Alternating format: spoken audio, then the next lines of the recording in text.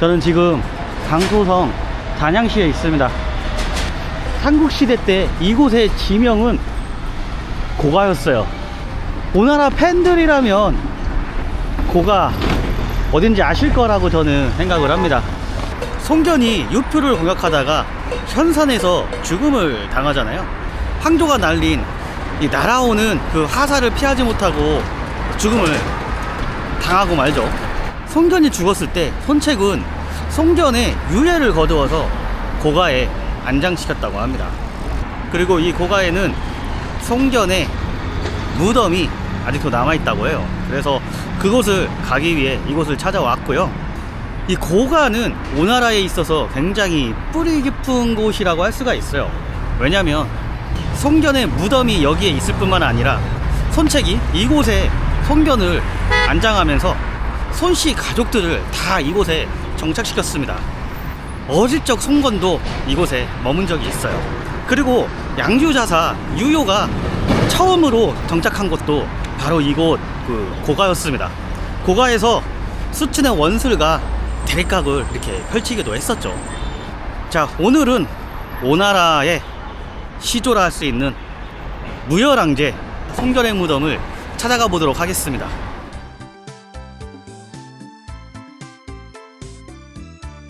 뭐 제 영상을 꾸준히 봤던 분들은 아시겠지만 대부분의 무덤은 시내에서 동떨어져 있고요.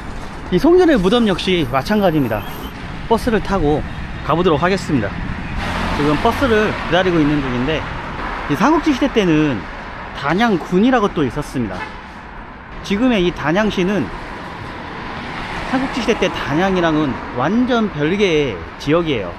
전혀 이제 관계가 없는 곳이고, 그때의 그 단양군은 지금 제가 있는 이곳에 서쪽에 있어서 현재의 안의성 그쪽 일대가 바로 단양군이었고, 지금의 이 단양은 그러니까 고가죠.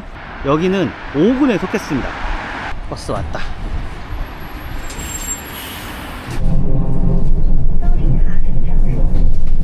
지금 下车.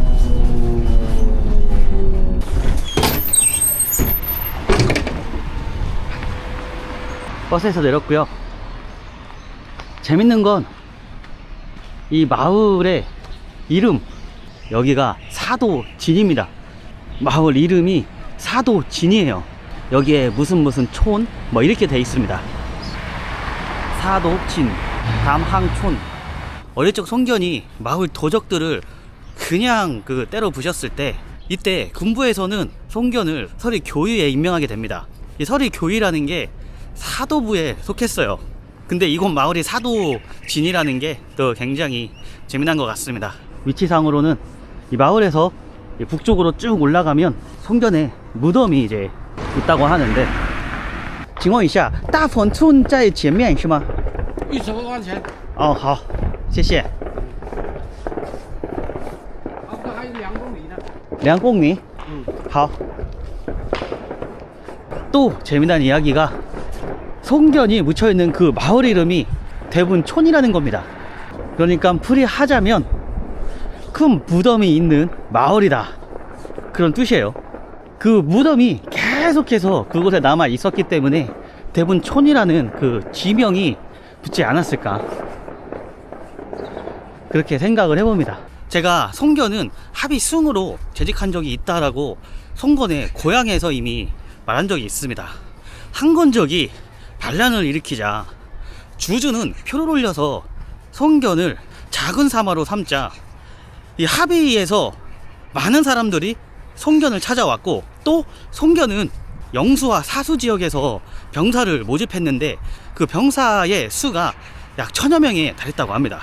나중에 송견이 유표를 공격하다가 죽고 송견의 병사들이 원술에 기속되잖아요. 손책이 원술을 찾아가서 송견의 병사들을 돌려달라고 했다라는 그 송견의 병사는 바로 이 시절에 모집된 병사들의 가능성이 매우 높습니다. 이 병사들은 송견을 따라서 한건적을 때려 부수는데 일조를 했거든요. 이때 모집된 병사들이 바로 송견을 따라다니면서 한건적을 쳐부수고 주진의 병사와 모여서 싸우는데 적수가 없었다고 합니다. 그리고 장사에서 또 이제 반란이 일어나자 송견은 그들을 토벌하고 장사 태수, 드디어 장사 태수에 임명을 하게 되죠. 그리고 얼마 지나지 않아 동탁이 아주 제멋대로 정사를 어지럽히자 군대를 이끌고 바로 동탁을 토벌하러 낙양으로 진격을 합니다.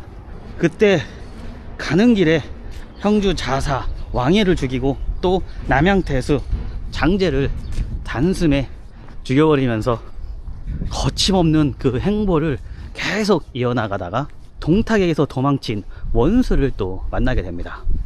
사실 송견이 남양의 장자를 죽인 것은 사전에 이미 원술과 송견이 이야기가 된 부분일 가능성이 또 매우 높습니다.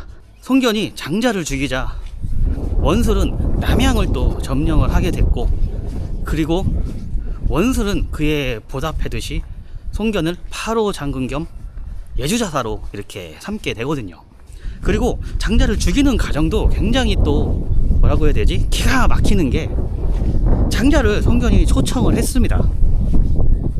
근데 주부가 들어와서 이 장자의 잘못이 있으니 그를 죽여야 한다라고 이렇게 하면서 죽인 걸 봤을 때는 이미 사전에 원술과 이야기가 된 부분은 아니었을까, 그렇게 추측을 해볼 수 있습니다. 결국 남양은 원술이 이렇게 차지하게 되잖아요. 말하다 보니까 여기 담항 대분촌, 여기 대분촌이라는 글씨가 보입니다. 그러니까 이미 큰 무덤 마을에 이제 들어선 것 같아요. 송견의 무덤이 가까워지고 있습니다. 요거 같은데? 와, 보세요. 무덤의 이 크기가 어마어마합니다. 와, 저기 바로 이 앞에 보이는 이 거대한 봉분이 송견의 무덤인 고릉으로 보입니다. 와, 이 크기가 완전 진짜 제왕의 무덤에 버금가는, 아니 그냥 제왕 수준의 그 무덤의 크기고, 아 맞죠, 제왕이긴 제왕 맞아요. 송건이 황제로 등극한 후에 송견을 무열 황제로 이렇게 추존했습니다.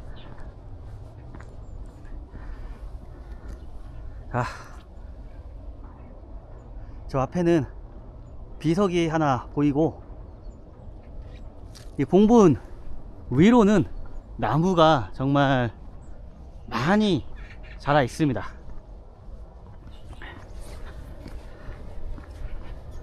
여기 입구는 이렇게 잠겼지만 충분히 조그만 그 틈으로 들어가 볼 수는 있을 것 같고, 여기에 그렇죠, 송견의 그 소개가 있습니다. 후한 강동의 호랑이 송견. 송견은 자는 문대이고 그의 본적은 절강성 부춘이다.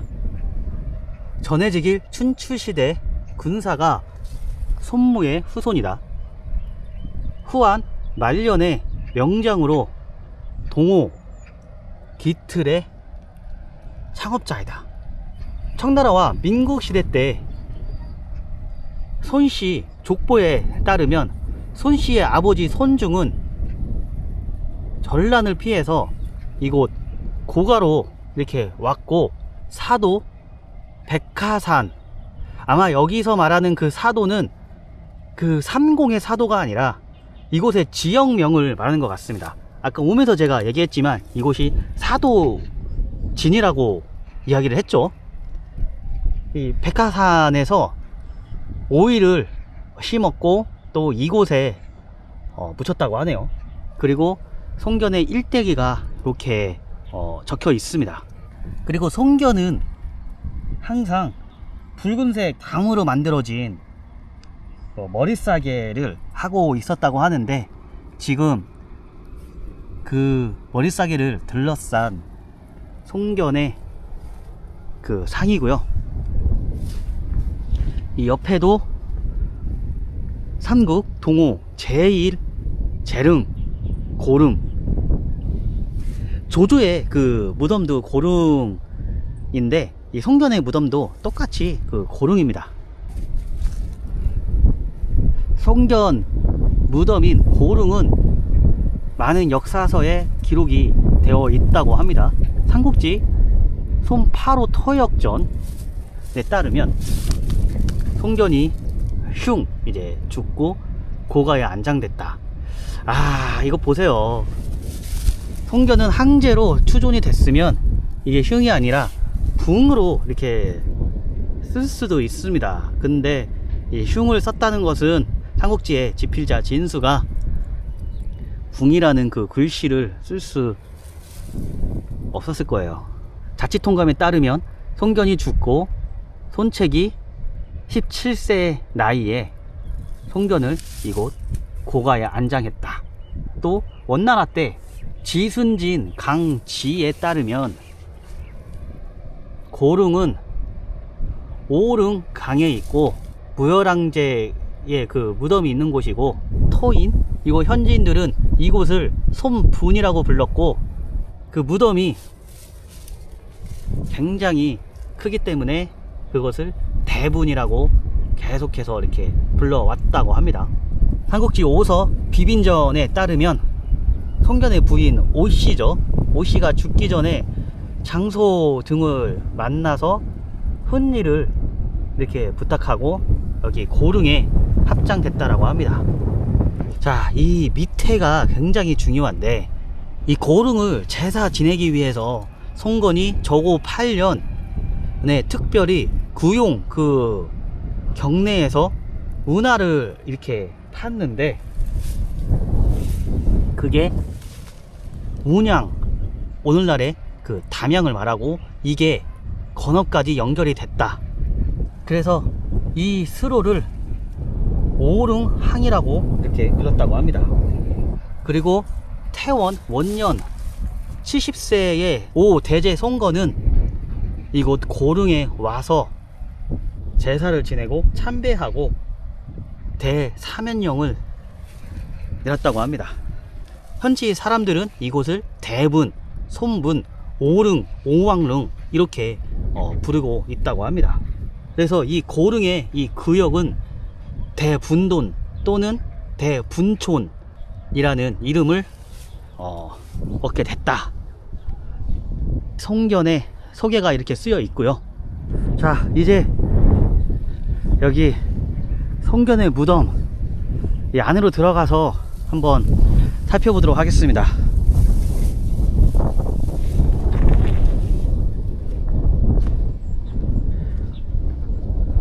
와, 가까이 와서 보니까 진짜 어마어마한 크기고요. 그 밑에 여기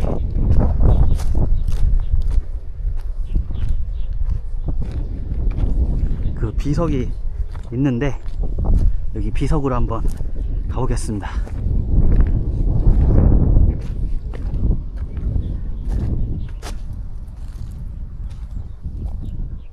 비석에는 고릉이라는 글씨가 쓰여져 있습니다. 여기가 송견의 무덤이라는 것을 말해주고 있고요.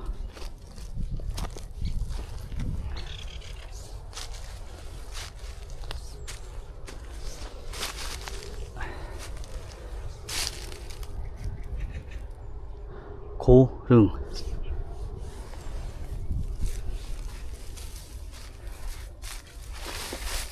이 뒤에도 이 무덤에 관한 그 설명이 쓰여져 있습니다.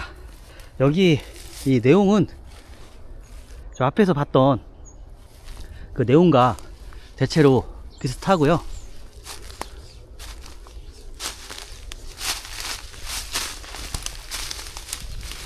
이렇게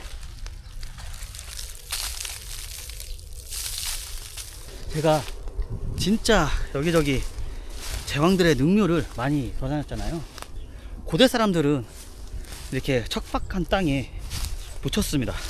조조도 유언에 그런 말을 남기기도 했고요.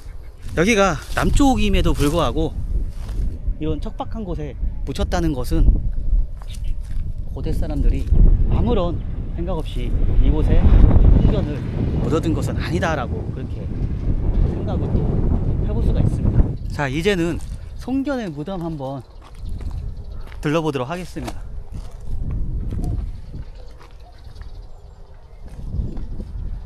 이 봉분에는 나무가 정말 많이 자라 있는데 이게 예전만 하더라도 나무 하나 없는 그냥 흙더미였다고 합니다.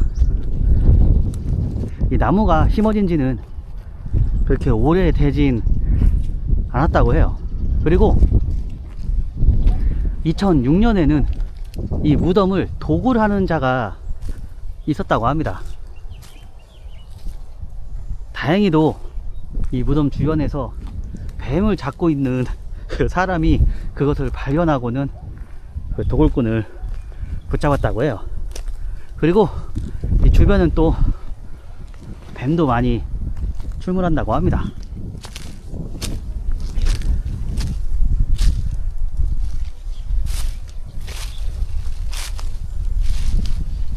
여기는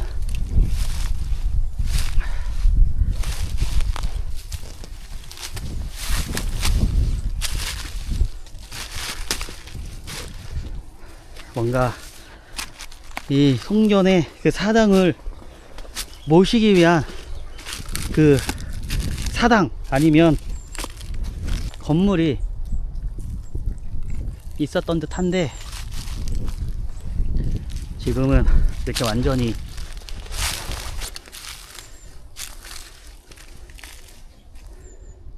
부서져 버렸고요. 이 사자상만이 여기 이 송견의 무덤을 지키고 있습니다.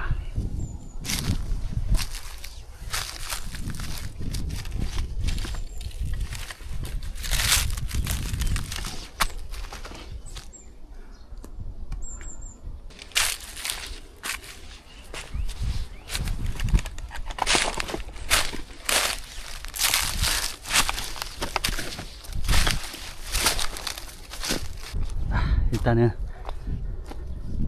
다시 여기로 돌아왔고 봉분도 올라가 볼 수는 있을 듯 하지만 송견을 존중하는 마음을 담고 올라가 보진 않겠습니다. 오나라가 진나라 후에 멸망하잖아요. 그 이후에 송견과 선책 그들의 무덤은 어떻게 됐을까요? 진나라 해제 시기 때 장준이라는 사람이 표를 올립니다. 그게 어떤 내용이냐면 오나라 개국 군주들의 묘가 많이 훼손되고 있으니 이 무덤을 보호해달라는 그 내용의 표문입니다. 장준은 표문에서 이렇게 말했어요. 제사가 3대나 끊어져서 송견과 선책의 무덤이 뗄나무를 캐는 사람들에 의해서 훼손이 되고 있다.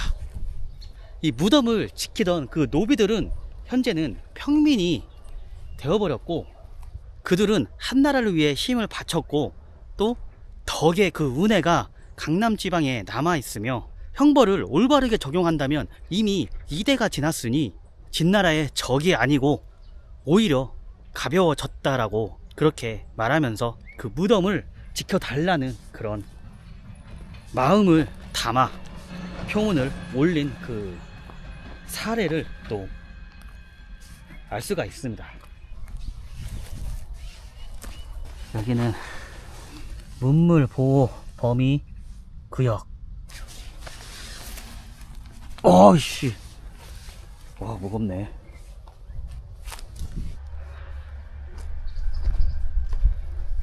해가 떠오르네요.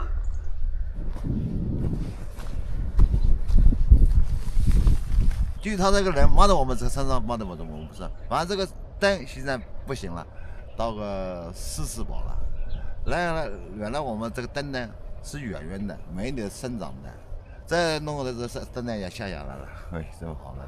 原来这个北边是被据这个大理石大个这么阔，这种上面这种2.5，下面还有。那里是反后面呢一个棺材，是10宝棺材，没有，什么都没有。那个是文王大兵挖出来的，知道吧？对吧？ 밖에서 바라본 성견의 모습.